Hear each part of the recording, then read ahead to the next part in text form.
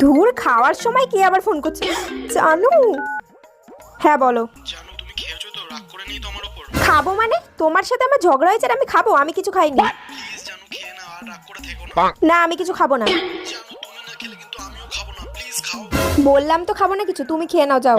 তুমি না খেয়ে বসে আছো, আমি কি করে খাই বলো তো? উম, পেট কিসের আওয়াজ ছিল?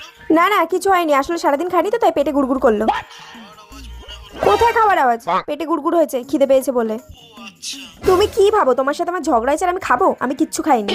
জানো প্লিজ খেয়ে নাও, আর কতক্ষণ রাগ করে থাকবে? তুমি যতক্ষণ না আমাকে সরি বলবে আমি খাবো না। আচ্ছা জানো তুমি এখন কোথায় বলো, আমি তোমার কাছে এক্ষুনি যাবো। আমি এখন মন খারাপ করে বারান্দায় বসে আছি। ও বারান্দায় বসে আছো? আচ্ছা তোমার বারান্দার সামনে থাকো, আমি দাঁড়িয়ে আছি।